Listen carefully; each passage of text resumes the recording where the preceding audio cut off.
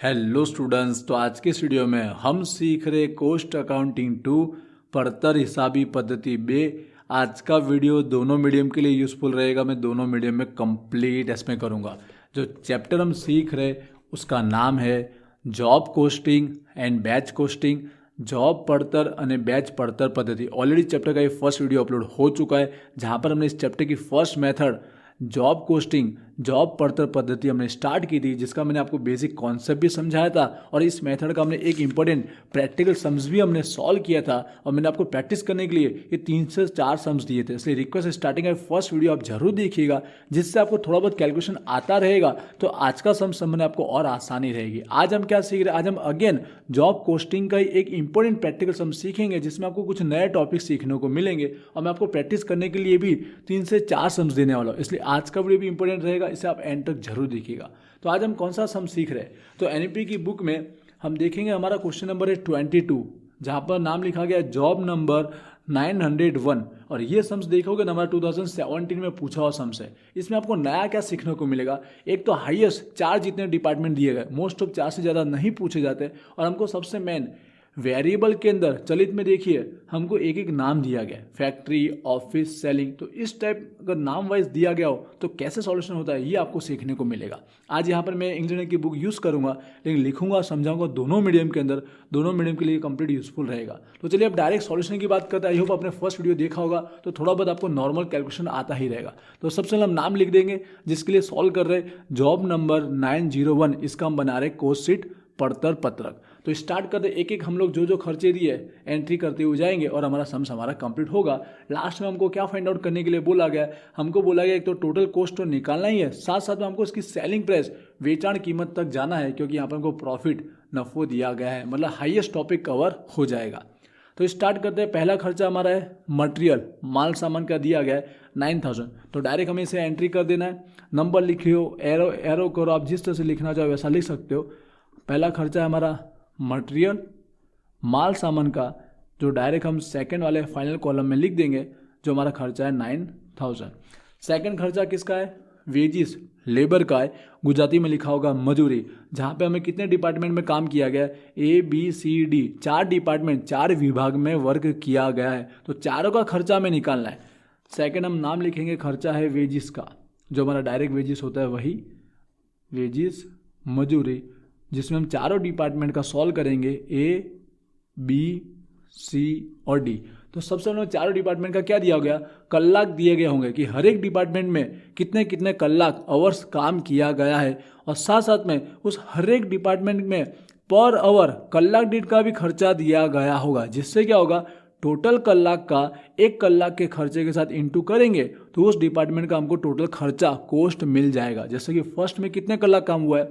150 our, और पर कलाक का कितना है? 6 रुपीज़।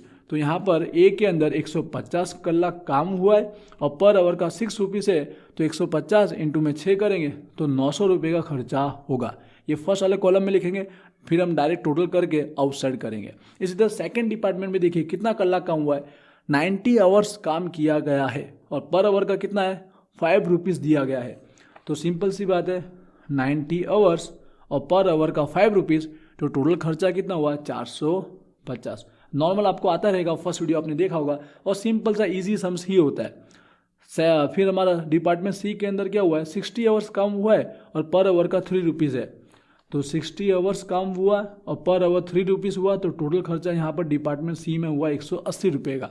इसी तरह लास्ट डिपार्टमेंट डी के अंदर 30 आवर्स 30 कलाक काम किया गया और पर कलाक मतलब पर आवर का दिया है 2 रुपीज़।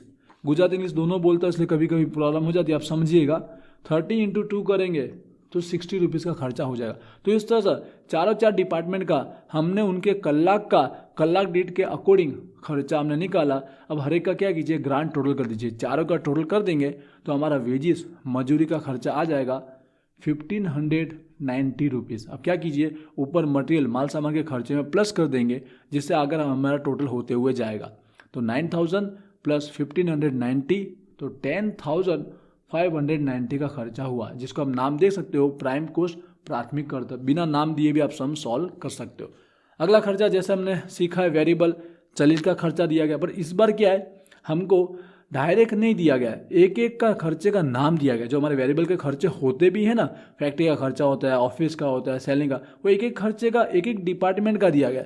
तो कोई प्रॉब्लम नहीं, हम एक एक डिपार्टमेंट के हर एक खर्चे का निकालेंगे। कैसे निकालना है, तो सिंपल सा पहले हम नाम लिख देंगे।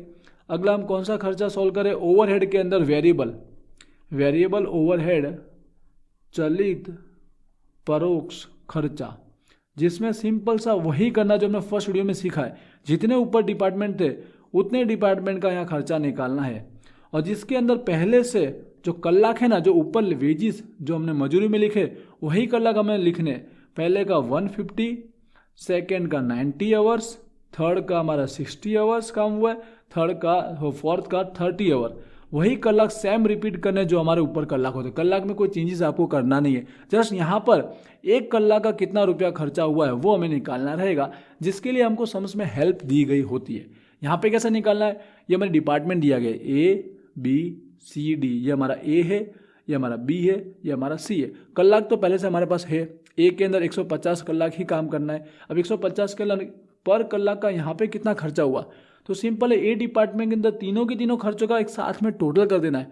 फैक्ट्री के पीछे इतना खर्चा हुआ, ऑफिस का इतना खर्चा हुआ, सेलिंग का इतना हुआ। गुजराती में समझ गए, कारखाना, वहीवट या ऑफिस, वेचाण का। तो तीनों का खर्चा प्लस कीजिए। कैसे, डिपार्टमेंट ए का 12,000 प्लस 12,000 प्लस 6,000, टोटल कितना खर्चा हुआ, 30,000, 30,000 का खर्चा हुआ। और यहाँ पे कितने कलाक काम किया गया, तो नीचे चौथी इन्फॉर्मेशन में लिखा गया जो लेबर आवर दिए गए ना डिपार्टमेंट वाइज, चारों चार के यहाँ दिए गए, A B C D। तो ए के अंदर कितने कलाक हुए, 5,000। तो 30,000 का खर्चा हुआ 5,000 कलाक के अंदर। तो सिंपल सी बात है, पर कलाक का कितना आ जाएगा, 30,000 रुपये का खर्चा और 5,000 कलाक। तो एक कलाक का हमारा कितना रुपया हो जाएगा, 6 रुपया हो जाएगा। समझ गए कैसे किया, जो भी हमें तीनों तीन खर्चे दिए थे डिपार्टमेंट ए के सारे टोटल कर दिए और उसके कलाक से हमने क्या किया, डिवाइड कर दिया। तो एक कलाक का हमारा आ चुका है। कोई कन्फ्यूजन रखना नहीं, बिल्कुल सेम और इजी होता है।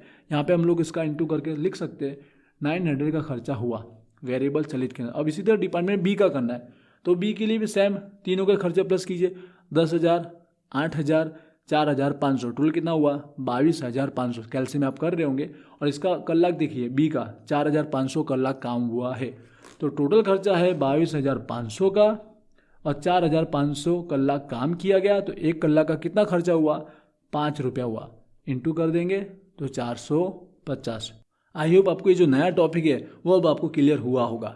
इसी तरह डिपार्टमेंट सी का भी देख लीजिए, तीनों का जो खर्चा हुआ 6,000, 4,000 और 2,000, टोटल कितना हो गया, 12,000। और सी के अंदर 3,000 कलाक काम किया गया। तो 12,000 का खर्चा और 3,000 कलाक, तो एक कलाक का कितना हुआ, 4 रुपया। ठीक है, लिखा आप समझ गए, सामने सामने नहीं हुआ, आगे पीछे क्लियर हुआ होगा। तो 4 से आप इंटू करेंगे 240 हो जाएगा। लास्ट डी डिपार्टमेंट के अंदर भी इसी तरह सेम, 800 प्लस 400 प्लस 300, टोटल हो गया 1,500। और इसके कलाक देखेंगे तो 500 कलाक दिया गया है, मतलब 1,500 का खर्चा और काम हुआ है 500 कलाक। तो एक कलाक का कितना हुआ, 3 रुपीज़ हुआ। तो 30 × 3 तो 90 रुपीज़ हमारे डिपार्टमेंट डी में खर्चा होता है। इस तरह से हमने चारों डिपार्टमेंट का जो पर आवर है ना, कलाक दीठ, वो कैसे निकाला आपको समझ में आया होगा। बिल्कुल सेम फर्स्ट वीडियो के जैसा ही है, बस अब इसका भी हम टोटल कर देंगे। चारों चार का आप टोटल करोगे तो 1680 निकल के आ जाएगा, जो ऊपर के टोटल में हम टोटल प्लस कर देंगे। ठीक है, ऊपर आप प्लस करोगे तो 12,270 का अभी तक का खर्चा हुआ है। अब लास्ट और फाइनल एक खर्चा रह गया है, वो है हमारा फिक्स, ठीक है, स्थिर खर्चा, जो बहुत सिंपल है, जिसमें पहले से हम क्या कर लेंगे, अगला नाम है हमारा फिक्स ओवरहेड, स्थिर परोक्ष खर्चा, जिसमें हमारे पहले से जितने कलाक ऊपर थे, जितने डिपार्टमेंट, उसका टोटल कर लीजिए एक साथ में, 150, 90, 60 और 30। यहाँ लिख के बताना चाहता हूँ, आप लिख भी सकते हो 150 फर्स्ट का, सेकंड का 90, थर्ड का 60 और डी का है 30। तो टोटल हमारे कलाक यहाँ पर कितने हो रहे हैं, 330 आवर्स काम हुआ है। अब इसमें भी कलाक दीठ पर आवर का निकालना रहेगा, जिसके लिए हमको समझ में हेल्प दी गई होगी। उसी तरह बिल्कुल यहाँ पे रुपीज़ बताया गया, टोटल 85,000 रुपीज़ का खर्चा हुआ और हमने कितने कलाक काम किया, 17,000 कलाक काम किया गया और 85,000 का खर्चा हुआ। तो एक कलाक का कितना होगा, तो वही काम करना है कि 85,000 जो खर्चा था और डिवाइड में 17,000 के कलाक थे, कलाक से आप डिवाइड करोगे रुपीज़ को कलाक से डिवाइड करने पर हमें 1 कलाक का आ जाएगा 5 रुपये का खर्चा हुआ। तो 5 का हम यहाँ टोटल आवर्स जो मिले उससे इंटू कर देंगे, तो टोटल यहाँ पे हो जाएगा 1650 का फिक्स स्थिर का खर्चा।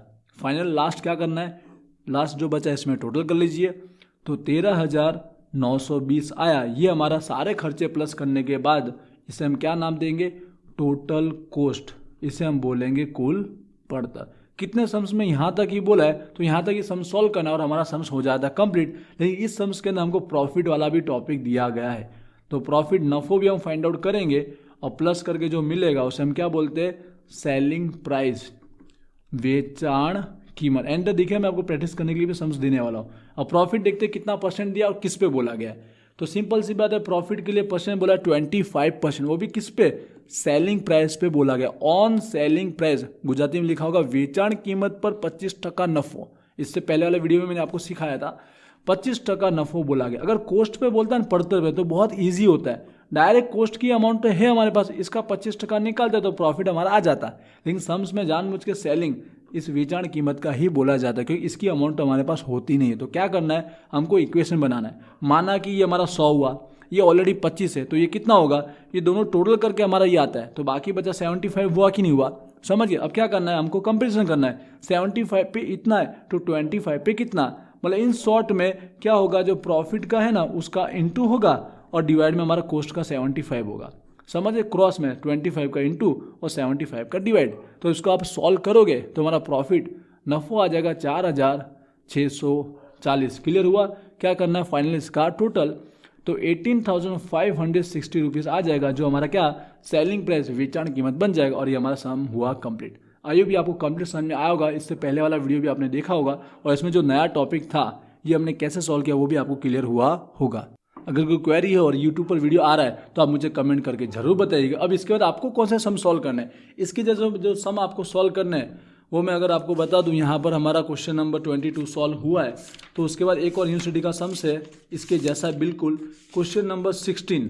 आप देखिएगा क्वेश्चन नंबर 16 यहाँ पर है, हमारा यही वाला सम्स बिल्कुल इसके जैसा दिया गया है। और देखोगे 2016 में पूछा हुआ सम्स, तो आपको ये एक सॉल्व करना है। और एक और दे देता हूँ, भले साउथ या नॉर्थ यूनिवर्सिटी का होगा लेकिन प्रैक्टिस तो होगी।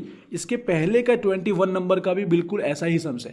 तो ये 2 सम्स आप सॉल्व कर लीजिए, जिससे इस टाइप के सम्स की आपकी प्रैक्टिस अच्छे से हो जाएगी। और यहाँ तक वीडियो आपने देखा है और यूट्यूब पर आ रहा है तो आप लोग को पता है कि आपको क्या कमेंट करना है।